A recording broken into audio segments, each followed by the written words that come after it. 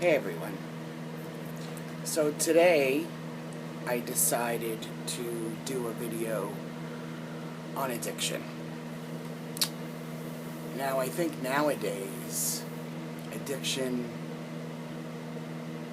everybody knows somebody that has, I would think, or have heard of somebody that has a problem with alcohol and drugs. My sober date is June 11th, 1994. I was 25 years old. Now the reason why I'm doing this video is maybe to help people that know of somebody that's addicted and maybe try to get an idea of what it's like in their mind. And I've also been on the other end of trying to help somebody before I realized I had my own addiction, and trying to help somebody get sober as well. Now, as far back as I can remember, my family, it's a family of 4. I have an older brother and me. And there wasn't much alcohol in my house at all.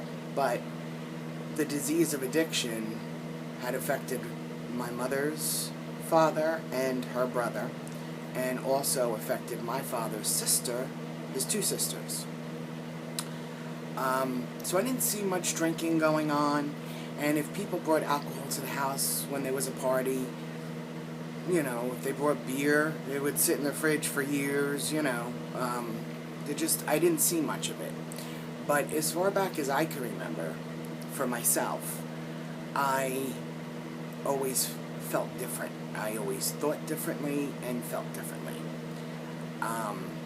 I had that negative voice in my head from the time I was little. I don't know where it came from. You know, I wasn't abused in any way, shape, or form. Actually, I was spoiled, you know, to be honest. So, as I was growing up and, you know, starting I picked up my first drink, I was 11. And because my goal was to be a hairdresser. So, I took a can of beer, and I asked my mother, can I take this to use in my hair? Because I used to set my hair in rollers, those pink foamy rollers. And she said, why? I said, well, it's a good setting lotion, which actually it is. Anyway, so what I did was I poured half in my hair once it was washed, and I downed the other half. And I thought, ooh, this tastes gross. But all of a sudden, this warm feeling came over me. And I was like, oh, like I could breathe now. I was 11. So, by like 8th grade, I was trying to find people to purchase alcohol for me.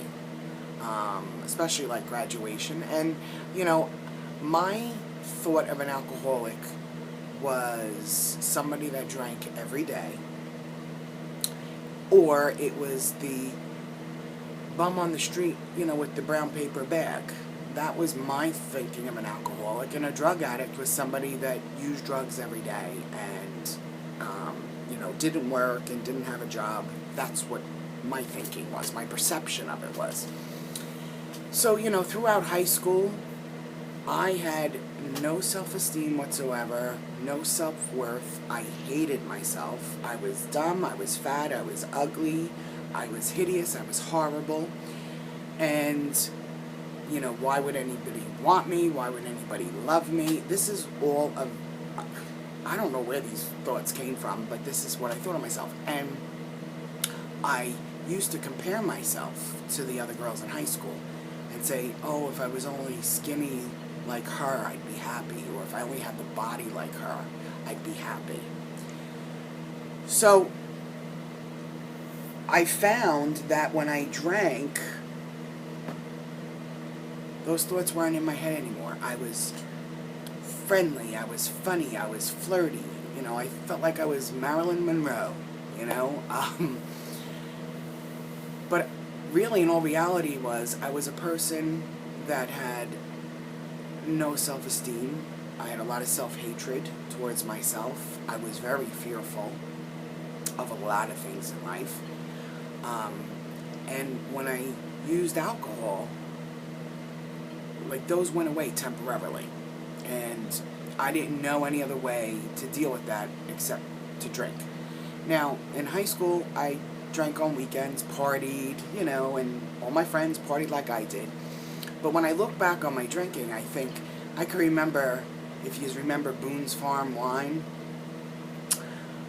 I can remember getting a bottle of that. We'd all get a bottle, but I'd always get 2 bottles because one was never enough. And I can remember playing like quarters, and it's kind of ironic because we would play with this Big Al mug at a friend of mine's house, and it was a huge mug, and you'd have to down it. And the only 2 people that usually were left playing was me and this other guy, and we both wound up in AA. Shocking.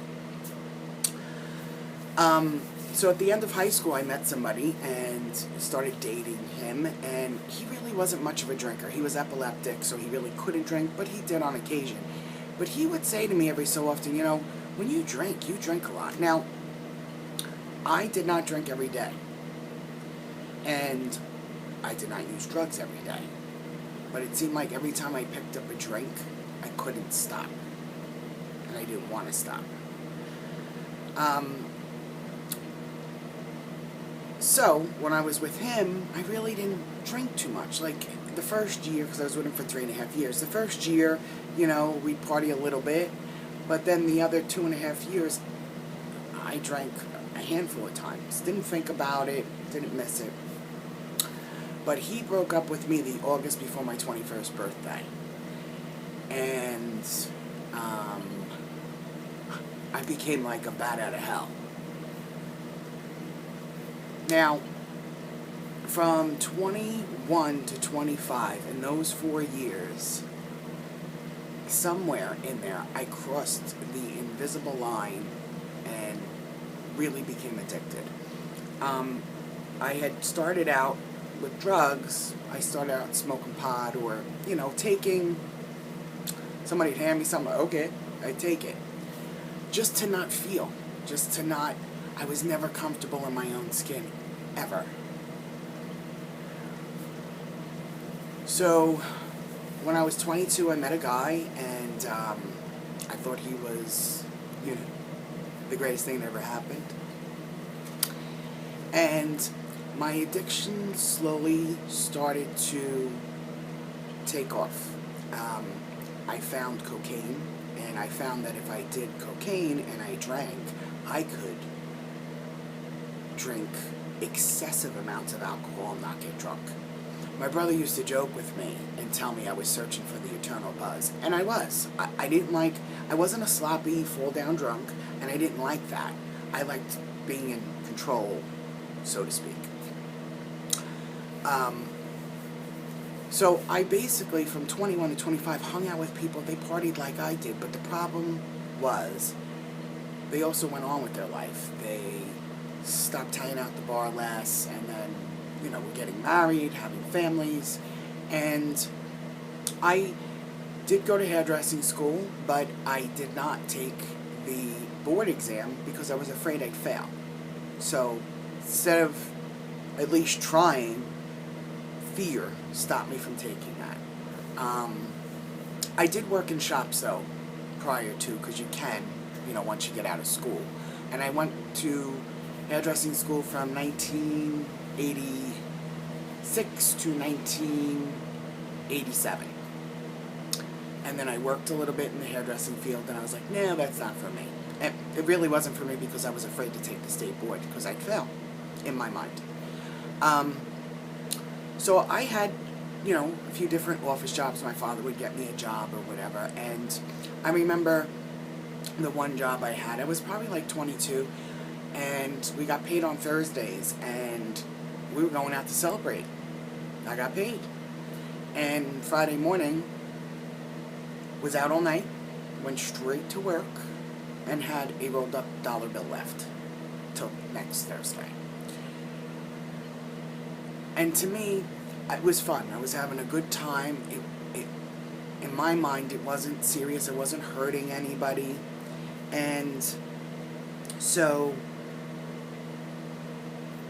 slowly but surely, and I can't say when, it just progressively got worse. And that's what happens. Now, I still wasn't drinking every day. I wasn't doing drugs every day. Maybe I'd smoke pot, but cocaine was a little expensive, so I wasn't doing that every day.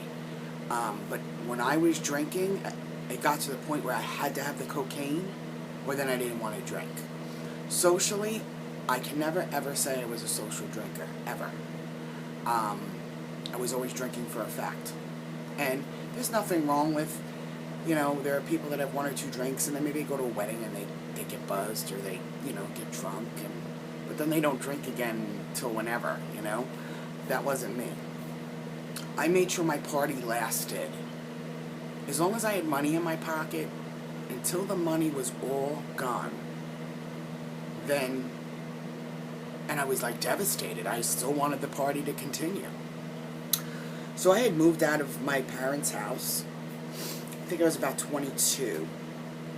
And that was a mess. I had gotten to the point where my roommate was living in another state, but she was still paying part of the rent, and I was taking her money and buying drugs, and I started smoking crack, and then realized that's way too expensive because you could spend like $800 in one night. I was missing work,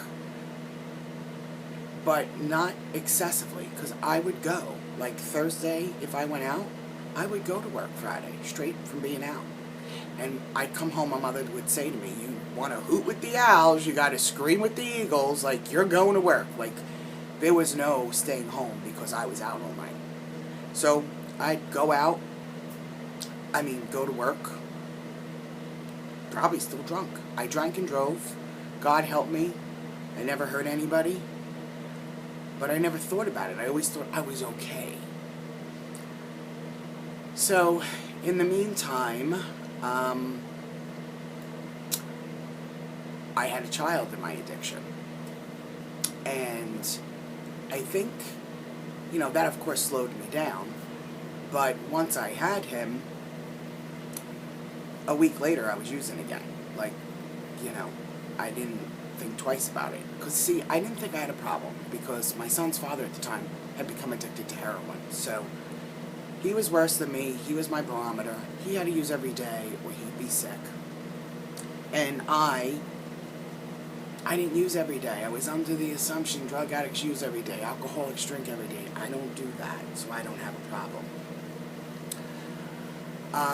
My son you didn't even know I had a baby in the house. At that point I had moved back home. And I had to become more sly and more manipulative and lie and steal to keep up with my addiction. I thought nothing of going in my father's pocket and taking money. If I was out, I would be, when I wasn't coming home till the morning, I was making up stories. It had gotten to the point, like the last year of my addiction is where it really had started coming to a head. I would take my parents' car and they would be stuck home from work, and my father was a cop, and my mother worked in an office. They'd have to miss work because they'd be watching my son. And I can remember my mother saying to me, look at your son, like yelling at me. And I remember looking at him and being like, I didn't care. I'm going to be honest. This is all about being honest and real. Because when you're in your addiction, you have blinders on. You cannot see anything. It doesn't mean you love your family less. Like I didn't love my son less, or my mother, or my father, or anybody. I didn't love myself. That's first thing. And I didn't think it affected them. Unless I got stuck staying home from work. But I didn't feel like what I was doing was affecting me, not them. And I didn't care about myself. I didn't give a shit, to be honest. So, when she would say that to me, I guess maybe hoping I'd snap out of it, I'd be like, and, I would say I'm sorry and I'm going to try not to do it again. And we mean that in the moment, but then once we pick up again, you got the blinders on again. And You know, the disease of addiction is selfish, it's self-seeking, it's self-centered, it's manipulative, it's lying, it's scheming. It's just everything negative you could think of. Like, I didn't get a PhD from being an addict and an alcoholic. Like, nothing good comes of it. But we can't see beyond it when we're in it. You can't. And I remember trying to help my son's father, and I bought this big, huge, it was called The Recovery Book. I bought it in the bookstore. I read it from cover to cover, related it all to him, not me. I had nothing, I didn't have a problem. And calling all these places for him, calling detoxes and rehabs. We get him to detox, we get him to rehab. The day he gets out of rehab, he uses. And I'm like, you just went through 30 days. Like, I couldn't understand. Even though I had my own problems. I'm like, you know, I thought people just got it. That you stop and you get it. That was my thinking. And so one of the last times I drank, I remember driving, my first thought that morning, because I had taken the car again, and my parents were stuck home again because of me. And I remember first, my brother was in school in Georgia, and I was going to drive to Georgia. So I grabbed my trusty six-pack and got on the turnpike in Jersey City and said to myself, and I hadn't slept, it was like 7 in the morning, 7 in the morning, and got on the turnpike in Jersey City and was going to drive, and I thought, I know you take 95, but I don't know, like, what else you do. I said, well, that's probably not a good idea. Plus, I couldn't find any cocaine to bring with me to keep me awake. So I said, I know, I'll drive myself to detox. So I went to the same detox that my son's father went to, and they told me that I could come in next week. And the only reason why I went to detox, not because I thought I had a problem, so it would kind of like take the scent off. See, I'm trying to help myself, so I wouldn't get in trouble, because I went to detox. So when they had said, you can come in next Wednesday, I said, oh no, I can't do that. Forget it. Left. So I called my father from a payphone. That's the day of payphones. And he said to me, you ever coming home? And I said, yes. And I told him what I did. And that day when I got home, he said to me, you know, when you pick up a drink, you can't stop. I said, yeah, I know. Not putting two and two together. Because, once again, alcoholic drinks every day, drug addict does drug every day. So when I had my last drink, at this point I was going out maybe once a month, and in May I had my this was second to the last time I had drank, and I'd have these little glimmer, I call them little light bulb moments, and once again screwed up, but this time I had my friend's car who was stuck at my house with my parents, and on the way home that night at 12 o'clock the next night, now we were partying Friday night, it was 12 o'clock Sunday morning when I decided to finally show up. And, you know, I apologized to my friend. And I remember thinking that on the way home, like, I'm sorry. You know, I was sorry to my friend, but I thought to myself, how can I be sorry to my mother? Because, to me, I'm sorry is an action word. So when you're sorry, you try not to do it again. But I keep doing it. And I said that to her. I said, I can't even tell you I'm sorry because I'm not. I said, because I keep doing it. I don't know why, but I keep doing it. So the night I had my last drink and drug, at this point, I wasn't working. I was home, you know, with my son. The company I'd worked for laid me off. And so I wasn't working, and I was getting ready to go to... No, I wasn't getting ready to go to nursing school. That's coming. So I did my usual, was drinking beer and snorting cocaine in my house. And, you know, the mind of an addict is, you know, nothing's never enough. Like, no matter how much you're doing, it's never enough. You want more. Especially when you're using it and you're in there and you're in that moment. And I remember all the crazy thinking going on in my head. Well, maybe I should go out and get more. No, maybe I'll just have another beer. There's no more cocaine. Maybe I should just smoke a cigarette. Oh no, the bird's going to be chirping. My son's going to be getting up. All this insanity. This is what goes on in our heads, when we're using. And all of a sudden, I heard this voice say, if you don't drink or drug, you'll never feel this way again. I get chills when I think about that because it was like light bulbs, rainbows, fireworks. It was like, huh? And I remember looking around like, who the hell just said that? And from the time I was little, I always was one of those people that said never say never. So for my head to say, and you'll never feel this way again, I thought was kind of weird. So out loud I said okay, and all of a sudden a peaceful feeling came over me, and I was actually able to go to sleep. Those thoughts didn't come into my head after that. And I fell asleep, and I woke up the next day, and I said to my friend, I don't want to do this anymore. I don't want to drink. I'm done. And she said, you know what, I don't either.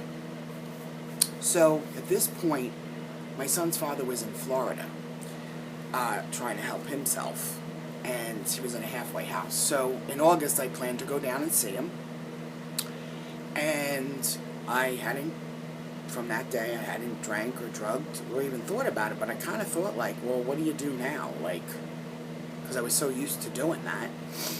And so I went down there with him, and I met all his AA and NA friends, and they all seemed so nice and friendly, and I remember having that feeling of not belonging again. I'm thinking, I don't belong with the people in the bar, and I don't belong in a AA or NA.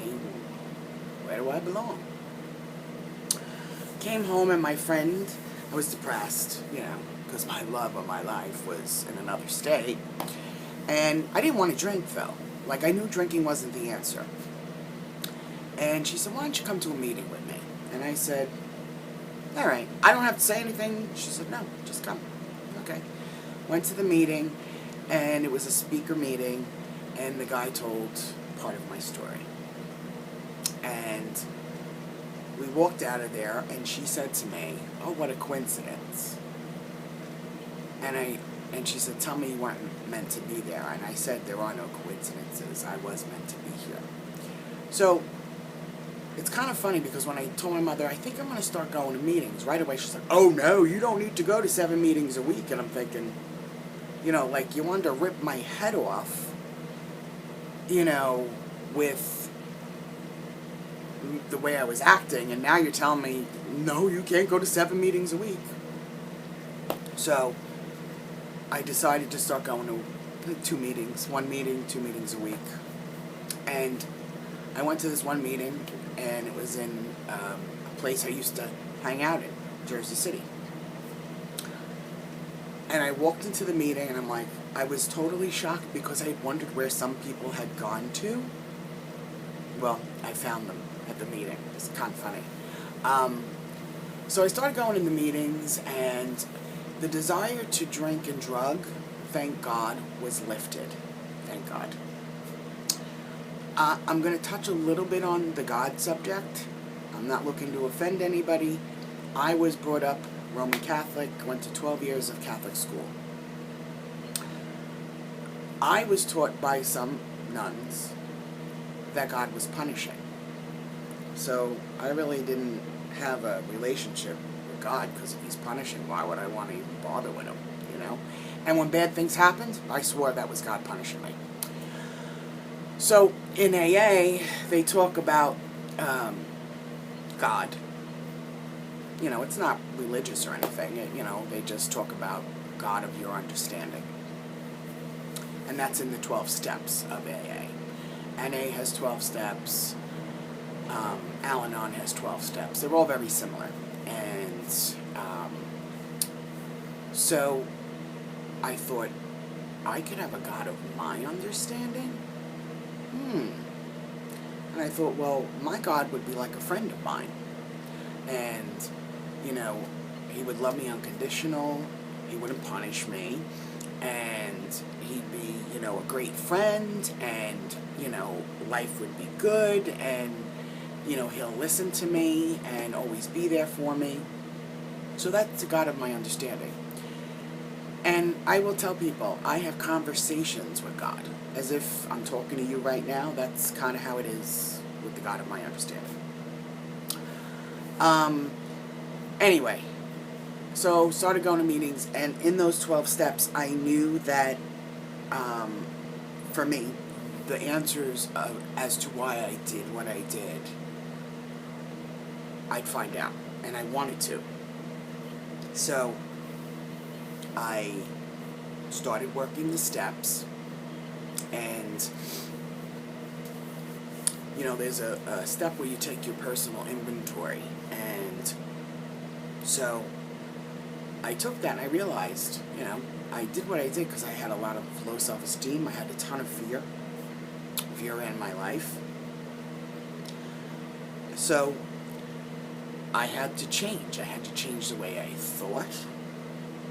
I had to change people, places, and things. So, you know, I wasn't going to go hang out in bars anymore. You know, I had to hang out with people that were doing the same thing as I was doing, being sober.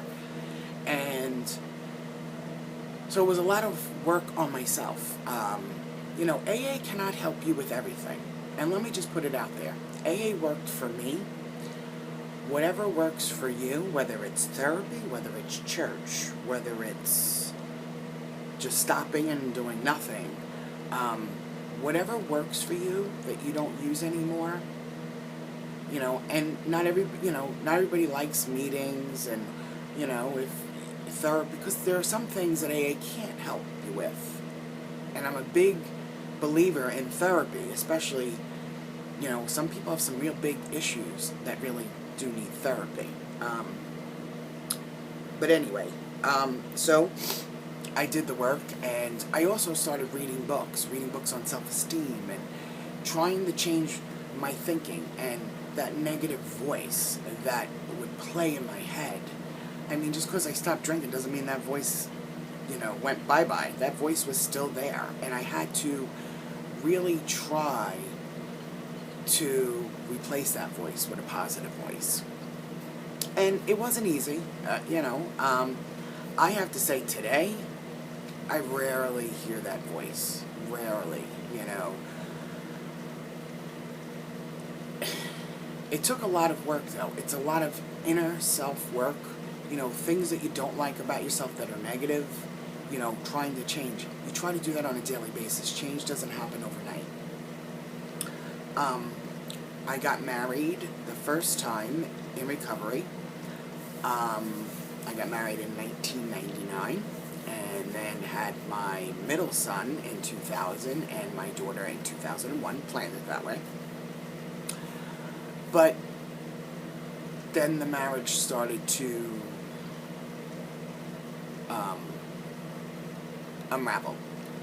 He wasn't going in one direction, and growth-wise, I was going in another.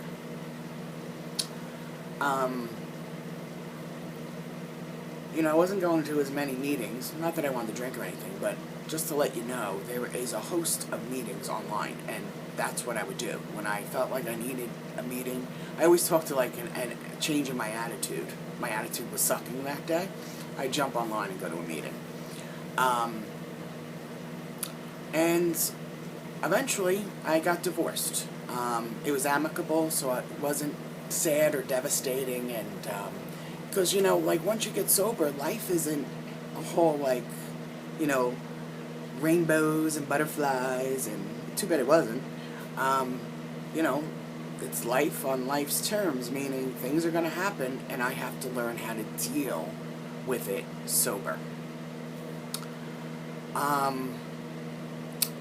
In 2010, my mother's best friend died, who was like a second mother to me. I mean, that woman, amazing woman, and I'd known her all my life.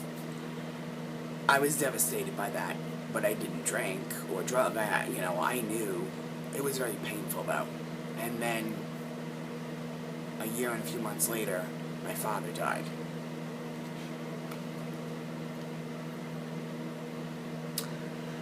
I didn't think this would happen. I'm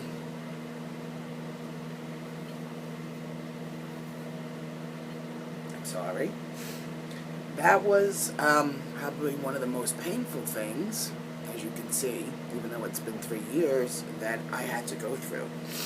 And I didn't want to feel, I didn't want to feel that. I mean, I had no desire to drink or drug. Like, that's the thing. I just know that that's not the answer. The answer isn't in the bottle. You know, the answer's up here now. Today it is, you know. Plus my father would come back to haunt me. In 2010, I met another guy. And I got engaged this October.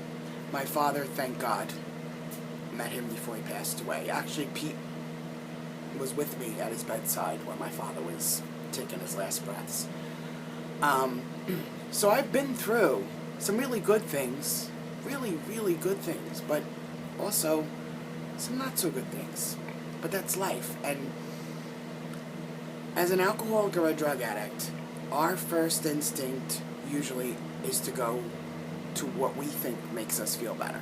And that's a bottle, or whether it's a needle, a pill, a line, a drink.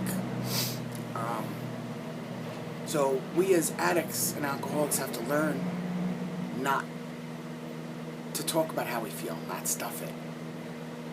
And that's what I do today.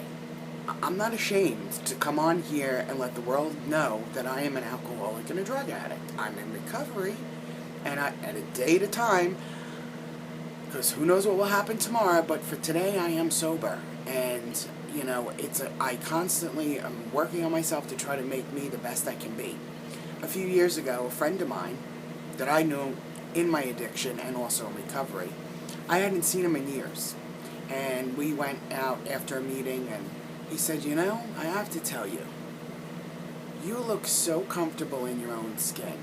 Well, if I could have kissed him on the mouth, we're really good friends, but like that was the best compliment I have ever received in my life.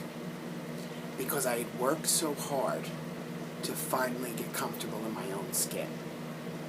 And today I am. I am so comfortable in my own skin. And, you know, are there things I want to physically change about myself? Of course. But I accept it. I accept all of this. You know? I worked, and that's the thing, I worked too hard on myself to let life get in the way and take me back out there. Because I don't know if I go back out there what's going to happen. And unfortunately, we have to lose people in addiction to realize that addiction does kill. It does. And I remember one of the first meetings I went to, hearing that. Look around the room because you're not everybody here is going to make it. And that scared me. But, you know, everybody will find their own way in their own time. To me, I was very fortunate that I've never had the desire again to drink or drug. I have rambled. Whoa. I hope that this can maybe get somebody out there to just think. And maybe somebody that's dealing with somebody that has an addiction, try to understand maybe where they're coming from. And don't give up hope. You know, I'm not ashamed to come on and say all this. The shame would be as if I didn't help myself. And, you know, when the addict or alcoholic is ready, truly ready, you know, they will ask for help. Unfortunately, I've lost people close to addiction. Anyway, thank you so much for watching this long-winded. I really hope that you all have a great weekend, Memorial Day weekend. We're not really doing much here in Jersey. Tonight I'm making homemade pizza. I'll have to let you know how it came out. From scratch, dough and everything. Yeah, maybe someday I'll vlog cooking, because I do love to cook. Anyway, so thank you so much for sitting for 35 minutes. Hopefully you got yourself tea, coffee, water. And any comments or questions, leave below. And if anybody out there needs help, please don't hesitate to comment, because I will do what I can to try to help you. Okay? Thank you so much for watching, and have a great day. Bye.